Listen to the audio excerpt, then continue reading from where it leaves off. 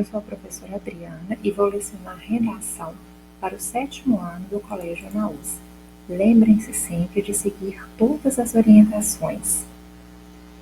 Hoje eu vou dar uma revisão que vocês aprenderam no capítulo 2 sobre o poema, a métrica, o ritmo e as rimas. Nós estamos vendo em gramática, em português, o mesmo gênero poema. Então, eu já falei um pouquinho sobre esse gênero com vocês, lá no conteúdo de língua portuguesa. Hoje nós vamos ver aqui também no conteúdo de redação, ok? Então, nós sabemos o que sobre esse gênero? Sabemos que é um gênero que eu preciso de fazê-lo com uma certa sonoridade, um certo cuidado com as palavras, porque eu posso ter rima no meu poema, o ritmo também, eu posso fazer através das figuras de linguagem, as quais vocês também já viram aqui em redação, né? Quando eu digo a lua no cinema, eu tenho aqui 4 estrofes, né? Porque o estrofe é o quê? Um conjunto de versos. Então, eu tenho 4 estrofes. Em cada estrofe, eu tenho 4 versos. Se eu tenho 4 estrofes, então eu tenho 4 vezes 4, 16 versos, não é isso? A lua foi ao cinema, passava um filme engraçado, a história de uma estrela que não tinha namorado. Aqui eu tenho a rima de engraçado com namorado, né? Embaixo eu tenho a rima de pequena com pena, vendo? Então, dentro dessa poesia, desse poema de Paulo Leminski, eu tenho rimas, eu tenho um ritmo, uma sonoridade, eu tenho versos e estrofes, o que torna esse texto que o gênero textual poema, ou uma poesia, que também é a mesma coisa. Vocês já fizeram essas atividades, eu só estou fazendo a revisão. Como contar as sílabas poéticas de um verso? As sílabas poéticas de um verso é diferente das sílabas gramaticais. Nas sílabas gramaticais, nós separamos todas as sílabas, inclusive se eu tenho uma frase e quiser separá-las em sílabas, eu tenho que fazer igual está aqui no exemplo, ó, paz, sa, va, separo, ó, fio, me, engraçado.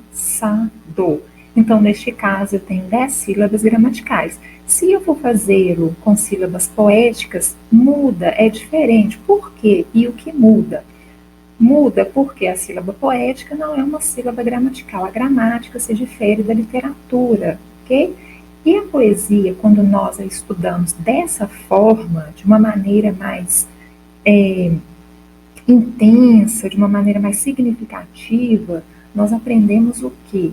É diferente você estudar a literatura de você estudar a gramática. Uma está interligada à outra, você precisa saber ter os conhecimentos gramaticais, né, para entrar em gêneros, porém, é diferente quando você estuda literatura e você estuda gramática.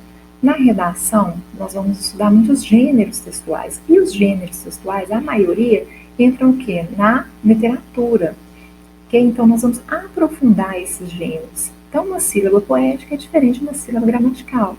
Então, quando eu separo a mesma frase, eu tenho apenas 7 sílabas e não mais 10.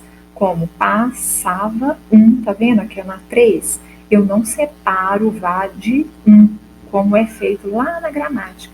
Então, passava fio, me, tá vendo? Eu emendo um com o outro, ó. Engraçado. Então, neste caso, eu tenho 7 sílabas, diferente das gramaticais, que são 10, ok? Então, vocês viram também sobre redondilha menor e redondilha maior, não é? E também decassílabo. Aqui vem a explicação de cada um, o que é redondilho maior, o que é redondilho menor, ao qual você também já viu, e já fez todas essas atividades, pararam justamente nessa página aqui, ó, página 32. A página 32 traz o que? Uma atividade, a qual eu vou pedir para ser feita, ok? Mas eu vou explicá-la. Aqui você vai ter que trabalhar com as rimas, tá? Eu tenho uma poesia de Sérgio Caparelli e vocês vão ter que fazer o quê? As rimas, continuar essa poesia do seu jeito, você vai criar essa continuação e vai fazer as rimas de acordo com a primeira e a segunda estrofe que está aqui de exemplo.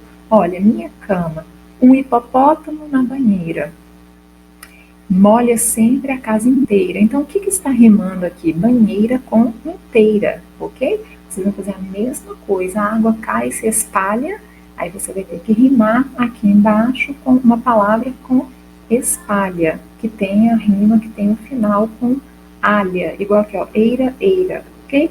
A mesma coisa você vai fazer nos próximos versos. Igual nem ligo, então você vai ter que fazer essa rima com ligo, sossega, nariz e lama, ok? Isso que você terá que fazer. Na questão 3, ele me traz aqui, a poetisa, na verdade, me traz aqui, Adriana Falcão, uma explicação poética dessas palavras, ou seja, elas não estão com seu significado igual no dicionário, né? Quando eu pego o dicionário, eu olho o significado dessas palavras aqui, é diferente, porque aqui ela me dá o quê? Uma significação poética, ok? Dessas palavras, carnaval, dor, idade, insônia e paciência. Então você vai ter que ler esses significados poéticos e fazer o mesmo com essas palavras aqui embaixo. Tênis, fotografia, gol, vontade, imaginação e urgente. Então, o que é para você esses significados, mas de acordo com uma linguagem poética? Exemplo, eu vou dar uma sugestão, é só um exemplo mesmo, mas você vai fazer o seu, ok? Igual tênis. O tênis, o que é o tênis? Ele não é um tipo de sapato, um tipo de algo que você calça para você andar. Não é verdade? Vai ficar descalço e você usa quando? Quando você vai à escola, quando você vai para, para alguma festa, por que não? Informal. Quando você vai jogar futebol, você pode colocar um tênis, não é isso? Praticar algum esporte.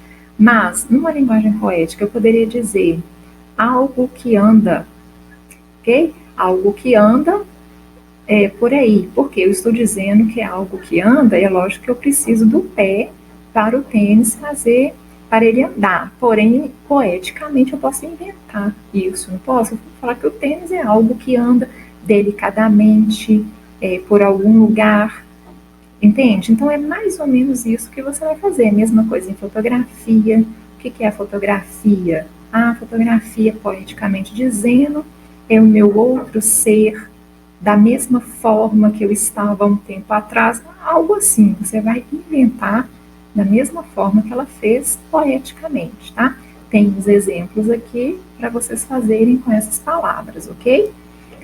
Esse poeta em ação, ele traz aqui algumas poesias, alguns poemas falando sobre a mãe, né?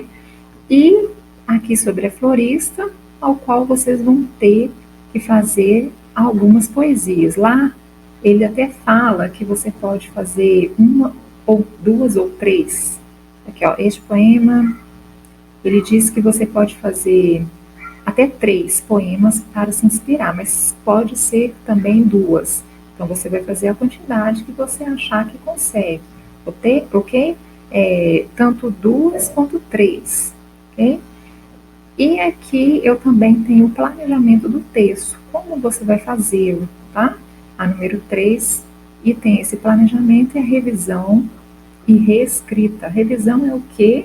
Quando você revisa o que você escreveu, tira o que você não gostou, às vezes você coloca outra coisa e vai fazer a revisão na escrita também, se existem erros gramaticais, erros ortográficos, ok?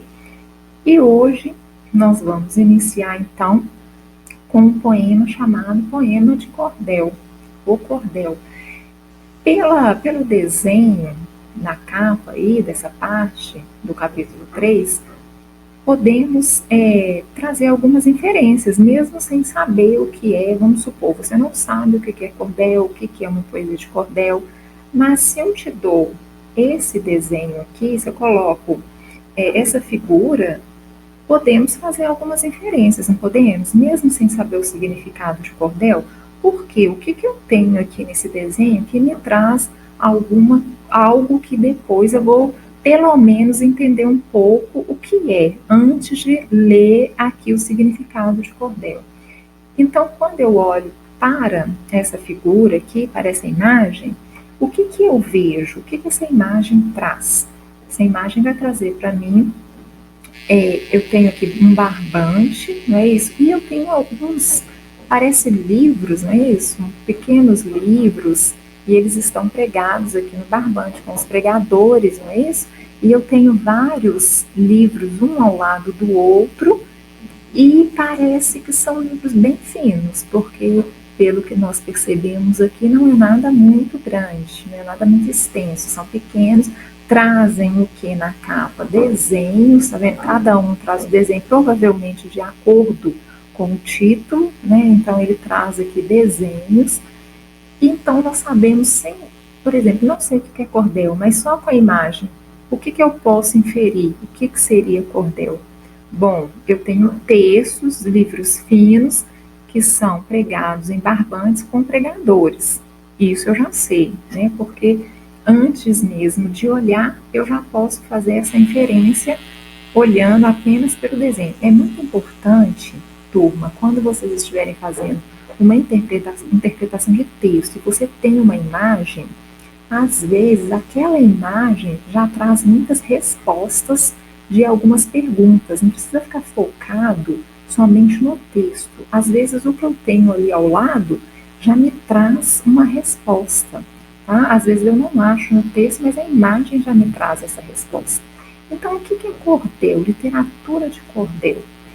Bom, a literatura de cordel é uma literatura que ela é mais intensa no norte e no nordeste. Ela é mais vista, é mais fácil você encontrá-la nas ruas lá do nordeste, da região nordeste e na região norte do nosso país. Aqui na região sudeste existe, mas ela não é tão intensa, ela não é tão demonstrativa como lá, ok? Nessas regiões. Por quê? Porque ela nasceu lá, tá? Nós vamos ver aqui, ó. Você já conhece literatura de cordel? O cordel é um tipo de poesia popular muito comum em vários estados do norte e do nordeste brasileiros. Isso não significa que aqui não tenha, ou que em outros estados ou outras regiões, que não seja do norte e do nordeste, não tenha. Vai haver sim, pode haver sim, ok? Surgiu no século XIX e até hoje normalmente é produzido oralmente e depois impresso em pequenos folhetos. Olha aqui, é um pequeno livrinho, um pequeno folheto, ok? Ilustrado com xilogravura, que é uma estampa obtida a partir da técnica de produzir gravuras em relevos sobre madeira. É bem diferente aí do que nós estamos habituados a ver em livros normal, sem ser um cordel, não é verdade? O nome desse tipo de poesia se deve ao modo tradicional de expor os folhetos. É como nós dissemos, eu disse para vocês lá no início, pendurados em uma corda fina ou barbante, isto é, um cordel, como na imagem acima, ok? Por isso que é chamado de cordel.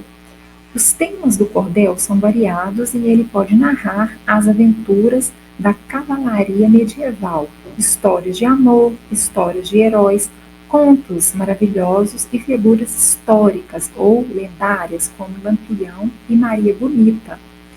Com o tempo, o cordel também passou a tratar de temas do cotidiano, como acontecimentos políticos e catástrofes. E, por vezes, aborda temas religiosos e comerciais. Então, no início, tratava mais desses temas, igual falou aqui em cima, de histórias lendárias, né, como Lampião e Maria Bonita. Com o passar do tempo, hoje, atualmente, não existe mais somente literatura de cordel falando dessas histórias, mas sim de acontecimentos do cotidiano, como política, catástrofes, e aborda também outros temas, como religião, tá? Comercial, ok? Pode ser qualquer tema, não necessariamente mais sendo apenas lendárias, tá? Leia a seguir uma parte do folheto de cordel. Conheça Caruaru, produzido pelo poeta popular Manuel Basílio de Lima. Então, aqui eu tenho um exemplo de cordel. Olha, ele é dividido também em estrofes aqui, porém, tá vendo? Na divisão dele é feito com números romanos. Não necessariamente que tenha que ser assim, tá bom? Caruaru se destaca devido à sua grandeza. Seu comércio, sua indústria é uma fonte de riqueza. Por isso chama o turista para ver sua beleza. Aqui eu tenho a marca muito forte do poema, por quê? Porque eu tenho várias rimas, não sei se vocês repararam quando eu falo é, grandeza, riqueza, então rima uma com a outra, tá vendo? Beleza, riqueza, ok? Então aqui eu tenho várias rimas, tá? E o que chama a atenção é que, se vocês repararem, o número romano começa com 1, mas depois ele vai direto para 16. Por quê?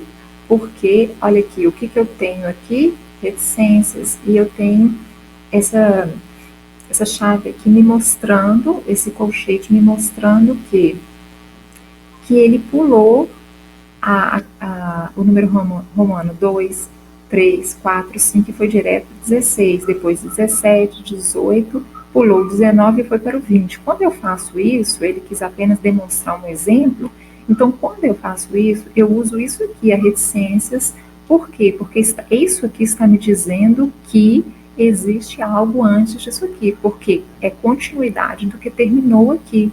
Tá? Então, eu posso fazer isso dessa seguinte maneira, dessa seguinte forma, ok? Então, aqui ele pula para 16, que fala: venha para Caruaru conhecer nosso São João, comer canjica e pamonha, batata doce e pirão.